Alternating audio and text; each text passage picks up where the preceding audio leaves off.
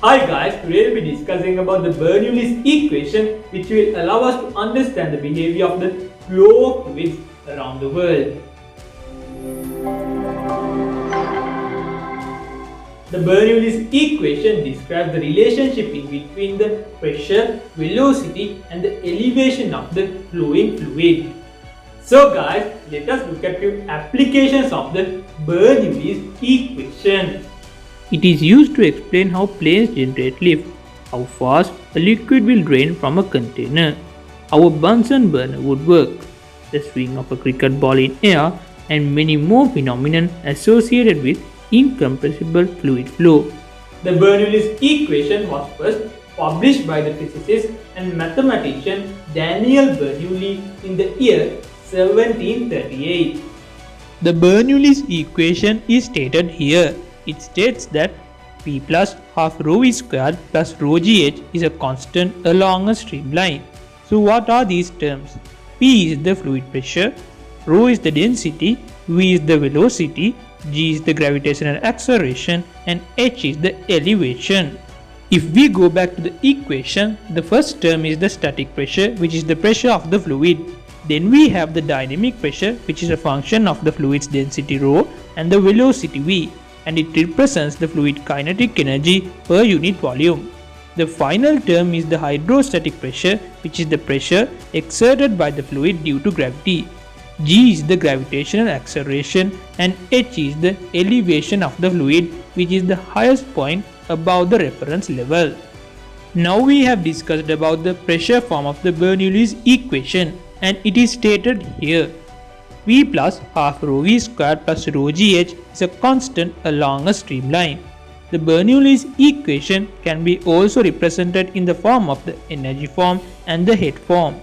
The energy form of the Bernoulli's equation can be represented as P over rho plus v squared over 2 plus gh is a constant along a streamline, and the head form of the Bernoulli's equation can be represented as P over rho g plus v squared over 2g plus h is a constant along a streamline.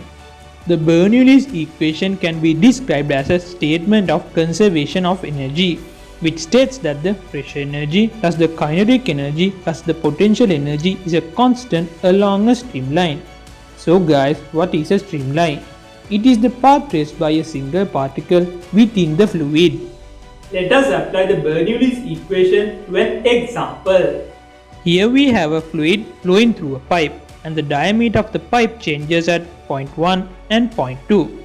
Let us apply the Bernoulli's equation to see how the pressure changes as the flow passes from the larger diameter to a smaller diameter. Now let us apply the Bernoulli's equation to point 1 and point 2. P1 plus half rho v1 squared plus rho gh1 is equal to P2 plus half rho v2 squared plus rho gh2. This is the Bernoulli's equation at point 1 and this is the Bernoulli's equation at point 2. There is no significant change in the pressure of the 2 points, thereby the potential energy term cancels out. Thereby we can obtain that P1 minus P2, where this is the pressure difference in between points 1 and 2, is equal to half rho v2 squared minus v1 squared. This leads to the equation of continuity. The equation of continuity is a statement of conservation of mass. M1 is equal to M2. So guys, here we have the continuity equation. M1 is equal to M2. We know that the density is equal to mass over volume. Thereby the mass is equal to density times volume.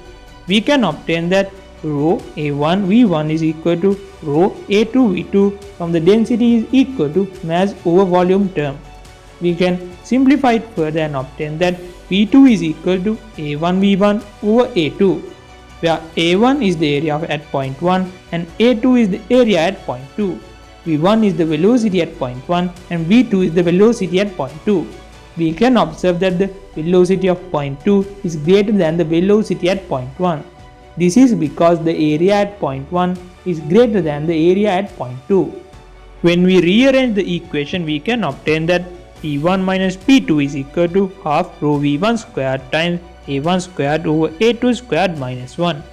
This shows that the pressure between the 2 points would decrease. In the real world, most of the people think when the area is being lowered, the pressure would be high. But here you can observe that the pressure is being decreased, but what would be increasing is the velocity. This can be shown by the Bernoulli's principle. For a horizontal flow, an increase in velocity must be accompanied by a decrease in pressure. That is the Bernoulli's principle. So guys, what are the limitations of the Bernoulli's equation? The limitations of the Bernoulli's equation. The Bernoulli's equation can be derived based on the conservation of energy by considering that the work done on the fluid increases the kinetic energy. Work done is equal to delta Ke, where delta Ke is the change in the kinetic energy. The Bernoulli's equation can be also derived by the Newton's second law, where we apply F is equal to ma, determining that the force applied on the fluid particle is equal to mass times the acceleration, where m is the mass and a is the acceleration. Finally, what are the assumptions taken into consideration when we derive the Bernoulli's equation? Here we have the assumptions of the Bernoulli's equation. So when we apply the Bernoulli's equation, we need to consider the following assumptions. The liquid or the fluid is incompressible. Then the liquid is a non-viscous liquid.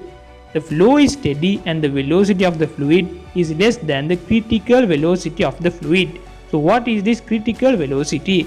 The critical velocity is the speed at which the steady flow becomes a turbulent flow. So guys, now we have discussed the basics of the Bernoulli's equation. Hope you guys enjoyed today's video. Have a nice day.